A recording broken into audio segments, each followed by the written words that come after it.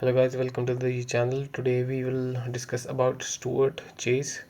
Who is this guy? Why we are talking about him?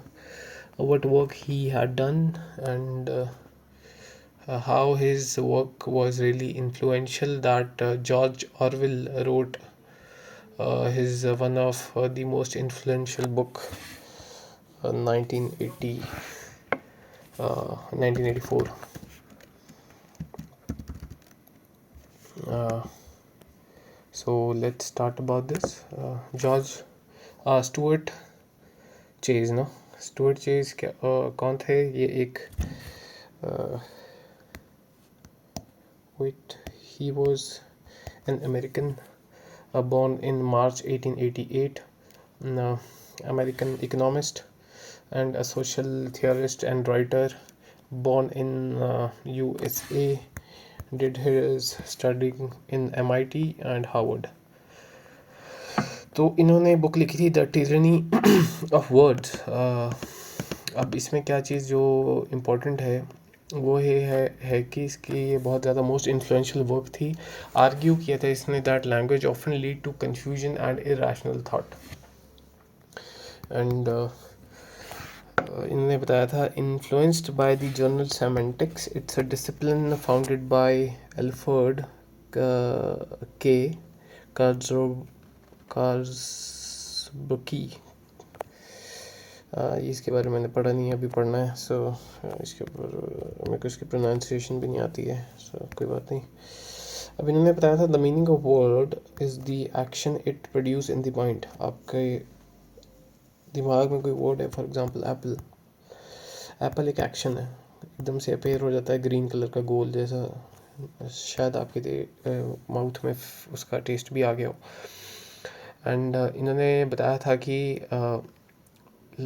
Argue किया था that language often lead to confusion and irrational that.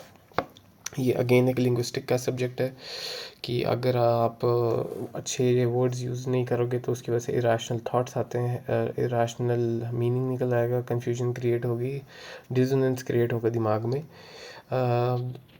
इन्होंने बोला था कि जो क्लियर आइडिया होगा और आपकी प्रिसाइज लैंग्वेज होगी उससे बेटर थिंकिंग होगी. So make sure when you constructing something, whether it's categorical or individual in your head, it would definitely lead to the better thinking at the end. Better thinking at the end. I think this is a most influential book if you want to read, if you want to be an IFS, Indian Foreign Services, because the choice of word really matters at that position. इनकी एक और book आई थी the new deal, 1932 में थी. ये about the economic reform and consumer advisory. The tragedy of waste. इन्होंने criticise किया था efficiency of capitalism and waste in the production and consumption. एक और बुक इनका कोर सब्जेक्ट जिसमें इनको इंटरेस्ट था वो था propaganda and mass communication. He was deeply concerned about the media and advertising and this political manipulating people, how media and media houses can manipulate people and their thoughts. इन्होंने एक word निकाला था जिसका नाम था doublethink and emotional triggers. अब इन्होंने बोला था कि जो doublethink and emotional triggers हैं इन language will lead to lot of outrage. ठीक है, इनकी ही बुक पढ़ के जॉर्ज ऑरवेल ने अपनी 1984 की बुक लिखी थी जिसका नाम था 1984. अब मेरे को इसके बारे में बताओ क्या है. बहुत ज़्यादा इसके ऊपर मूवी भी बन चुकी है, आई एम श्योर आप लोगों ने देखी हो. His work fit at the intersect of language, psychology, economics and politics. कि बिल्कुल बीच में बैठता है इनका काम. जो लैंग्वेज हो, भले हम नोम चोम्स्की की बात कर रहे हैं या साइकोलॉजी, या हम स्टार्टिंग की साइकोलॉजी की बात कर रहे हैं जो एवोल्यूशनरी है, या फिर फ्रॉइड, कार्ल यंग और इन सब इन्फ्लुएंशियल पीपल से रिलेटेड हो, या फिर रिसेंटली जो रिचर्ड डॉकिंस और इन सब लोगों के बारे में अगर हम बात करते हैं तो ये एक इकोनॉमिस्ट थे. तो डेफिनेटली पॉलिटिक्स एंड क्या बोलते हैं, कैपिटलिज्म और इन सब के अराउंड इन्होंने काम किया था। इन्होंने बिलीव किया था कि जो ह्यूमन की सफरिंग है comes from the confuse thinking caused by the language. एक बड़ी अच्छी कोट है, I am forgetting that you suffered more in imagination than in reality. हाँ, तो ये एक बहुत अच्छी कोट है कि that you suffer more in imagination than in reality, whereas in imagination you use the tool called as language, and that tool if it's wrong it would definitely make you suffer.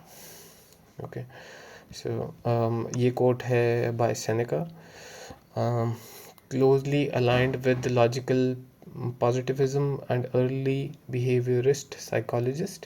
behavioral psychologist में वही लोग आते हैं जिन्होंने कबूतरों के ऊपर, कुत्तों के ऊपर और इन सब के ऊपर अपनी स्टडी की थी। उनका नाम है एक B.F. Skinner, John B Watson. Classical conditioning आप सब ने ये पढ़ी होगी, oriental conditioning. Mostly human behaviour को आइडेंटिफाई करने के लिए काफ़ी ज़्यादा एनिमल्स का सेक्रीफाइस हुआ है, जिसकी वजह से आज हम कुछ ना कुछ समझ पा रहे हैं अबाउट दी ह्यूमन कॉन्शियसनेस। लोगों ने कबूतर नहीं छोड़े, कॉकरोच नहीं छोड़े, कुत्ते नहीं छोड़े, रैबिट नहीं छोड़े, चूहे नहीं छोड़े। तो this is how it is, this is where curiosity leads to.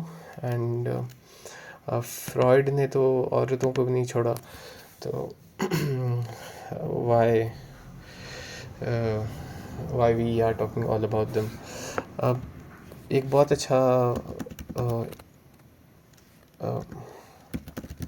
Frederick नीचे करके एक फ़िलासफ़र है, अपने आप को ये हमेशा साइकोलॉजिस्ट बोलता था और लड़कियों से बड़ी नफ़रत करता था। बोलता था कि ये किसी काम की नहीं होती हैं, दिमाग ख़राब करने को पैदा हो जाती हैं। आई एम श्योर आज के टाइम पे ये इतना सर्वाइव नहीं कर पाता, क्योंकि शायद इसको मार मार के ही औरतों ने सीधा कर देना था। सो nevertheless we'll talk more about him in the upcoming videos। and ये इन्होंने बताया था कि human suffers more in confuse thinking caused by the imperialist language.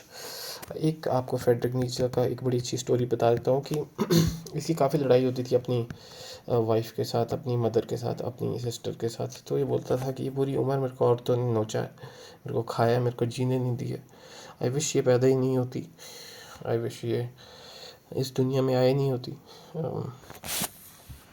तो आप समझ सकते हो कि फ्रेडरिक नीचा किस तरह का इंसान रहा होगा। एंड सिर्फ उसकी मूछें ही नहीं ख़तरनाक थी, वो बंदा भी सही में काफ़ी ख़तरनाक था। एक इन्होंने ही एक वर्ड दिया था, I am talking about this guy Stuart chase. इन्होंने एक वर्ड बताया था जिसका नाम था न्यू स्पीक। न्यू स्पीक ये वही बुक है, ये वही लैंग्वेज है ये जो यूज़ हुई है आपकी जॉर्ज ऑरवेल की बुक में 1984 में। इसमें एक बहुत अच्छी लाइक फिक्शनल लैंग्वेज का यूज़ हुआ है, जिसमें लाइक डिज़ाइंड की गई है बाय टोटलिटेरिज्म रिजीम। ये एक पार्टी है जो लिमिट करती है फ्रीडम ऑफ थॉट को and control the mind of citizen by using this type of language. आपको एक और चीज़ पता होनी चाहिए कि the way you speak should be in such a way that it could lead to hypnosis, so that people start following you and respecting you. And this hypnosis is a part of technique, the way you speak and pause and then speak, and the pause it's kind of melodious at the end. That's why when you read when you hear like big political guy who you admire, or maybe a religious person, for example Osho used to take a lot of pauses in the speech so as people could get along with him। रुक रुक के बोलता था, सोचता था, कभी कभार इतना थॉट डीप थिंकिंग में चल जाता था कि वो he used to gaze in the air for maybe 5 to 10 minutes. So this is the kind of psychological manipulation tool that people use to bend the mind of masses. uh, it's a definitely a newspeak is a language, and the purpose of newspeak is to eliminate words that could express rebellion, किसी भी type का विद्रोह को अगर आपने रोकना हो, freedom को ख़त्म करना हो या इंडिविजुअल थॉट को ख़त्म करना हो, तो न्यूज़ स्पीक का इस्तेमाल किया गया था या किया जाता है. भले ही वो हम 1847 का रिवोल्ट हो, फ्रीडम की बात करें आज के टाइम पे, या इंडिविजुअल थॉट की बात करें जो इंडिया में ऑलमोस्ट नेग्लिजिबल है. तो काफ़ी लोग न्यूज़ स्पीक का यूज़ करते हैं. Reduce vocabulary so people can't think dangerous thought. मतलब कि आप इस न्यूज़ स्पीक में उस लैंग्वेज का यूज़ करना जिसकी वजह से लोग सोच ही ना पाएँ. डेंजरस थॉट का मतलब वो थॉट होते हैं जो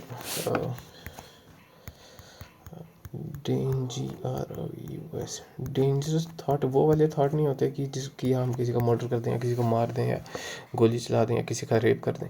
इसका मतलब होता है जो ऐसे थॉट जो रिबेलियस हों, जो फ्रीडम इग्नाइट करें, या जो इंडिविजुअल थॉट हों. इंडिविजुअल थॉट वही होगा जो सेपरेट होगा फ्रॉम द मासेस और जो मासेस को एक्सेप्ट नहीं करेगा. ठीक है, तो न्यू स्पीक में ये सब चीज़ें अलाउड नहीं थी. This is also called as thought crime.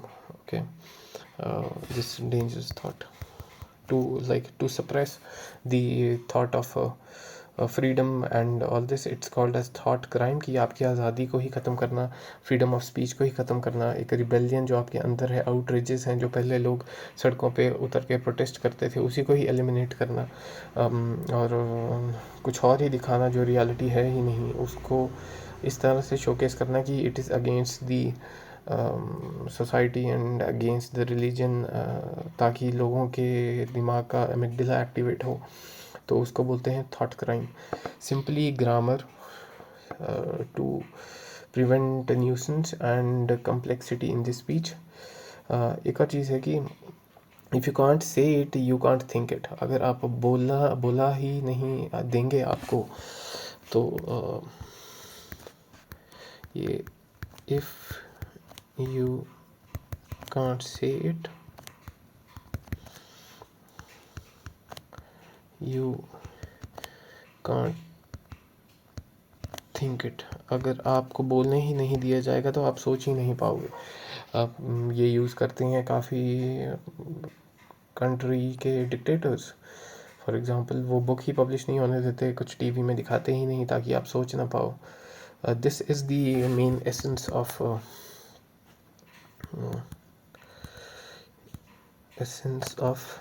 Like news speak.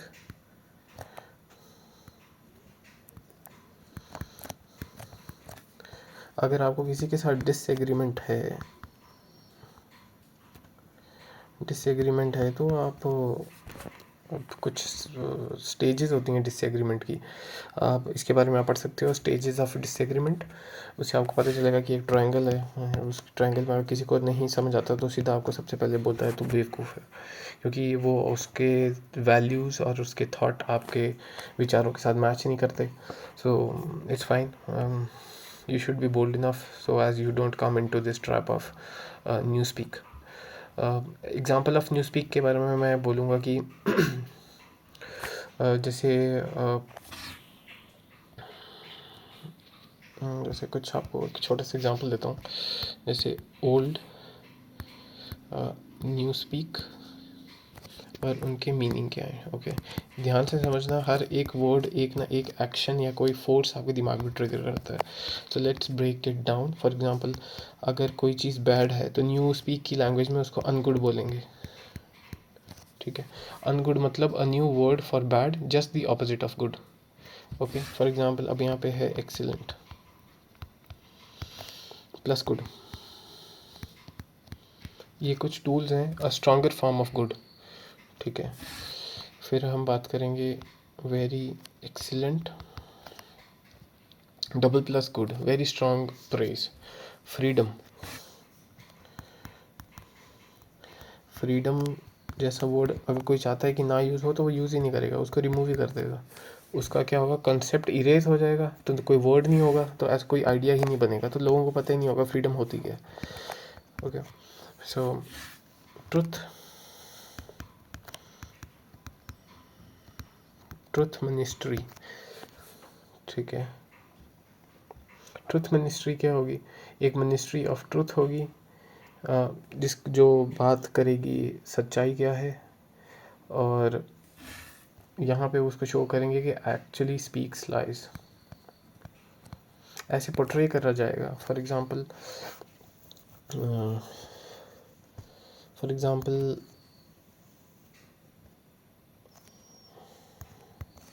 हाँ, जैसे कोई बोलता है कि हम आज से एक रिन्यूएबल सोर्स की एक मिनिस्ट्री इस्टेब्लिश कर रहे हैं, और उसको इस्टेब्लिश कर दी, पर मीडिया में दिखाया गया कि हाँ, एक रिन्यूएबल नहीं, एक इन्वायरमेंट को डिस्ट्रॉय करने की इंडस्ट्री या मिनिस्ट्री सेटअप कर दी है, जो इन्वायरमेंट को डिस्ट्रॉय कर देगी, तो लोग उसको हेट करने लग पड़ेंगे, ठीक है। It's a psychological concept behind all this.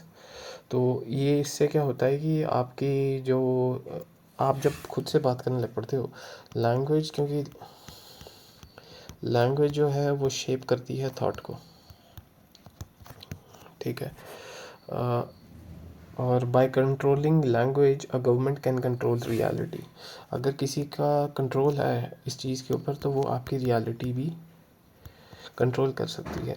For example, अगर आप टीवी पे 24 घंटे न्यूज़ देख रहे हो ऐसे जो प्रो गवर्नमेंट है, तो आपको हर एक चीज़ पॉजिटिव पॉजिटिव पॉजिटिव ही लगेगी। वेराज अगर आप लेफ़्ट विंग की न्यूज़ देखोगे तो आपको लगने लगेगा ओहो ये पानी ख़राब है, ये नहीं आ रहा, वो नहीं आ रहा, हर एक चीज़ बकवास है, तो नेगेटिव साइड ही जाओगे। तो इसकी वजह से आपका दुनिया देखने का नज़रिया ही पॉजिटिव और नेगेटिव हो जाएगा, depending upon the ideology you follow, either it's right wing और लेफ्ट विंग। ओके, फोर एक बुक है जिसका नाम मैं बताना चाहूँगा, फोर आर्ग्यूमेंट्स, फोर, हाँ, बुक का नाम है four arguments for the elimination of TV. ये है बाय जेरी मैंडर। इसमें यह है कि टीवी क्यों नहीं देखना चाहिए, क्या होता है, क्या फ़ायदे होते हैं, क्या नुकसान होते हैं, कैसे ये आपका टीवी आपका दिमाग कंट्रोल कर रहा है। हम इसके बारे में और पढ़ते हैं about real life parallels and examples की क्या चीज़ है। तो इसको हम ऐसे भी बोल सकते हैं कि जो न्यूज़ स्पीक है वो एक वेपन है, ठीक है। Weapon to change reality of masses. दूसरा, ये एक सिंप्लीफाइड इंग्लिश नहीं है, it is weaponised, it's weaponised simplification. Erase ही कर देगा ये वर्ड आपकी डिक्शनरी से, जिसकी वजह से आप रिबेल कर पाओगे, आप फ्रीडम के बारे में बात कर पाओगे, या फिर क्रिटिकल थॉट के बारे में कर पाओगे। गवर्नमेंट कभी नहीं चाहती कि आप इस लेवल तक पहुंचो, अगर पहुंच जाएगी तो आप उससे क्वेश्चन करने लग पड़ोगे, and government don't like questions. That's why many political leaders nowadays don't come into the so called public platforms to answer question of the masses. They just do podcast, or they have their own run politically funded news channels. I hope you follow independent media. कुछ news sources के नाम बता दूंगा जो आप देख सकते हो। एक आ गया mint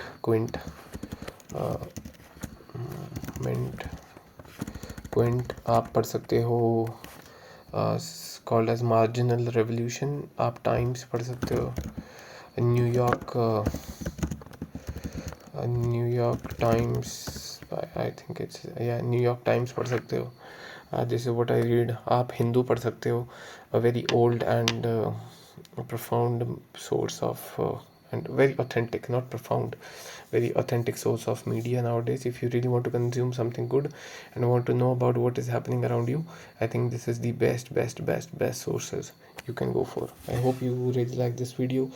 Make sure you share it, and from now please watch my videos in 1.5x.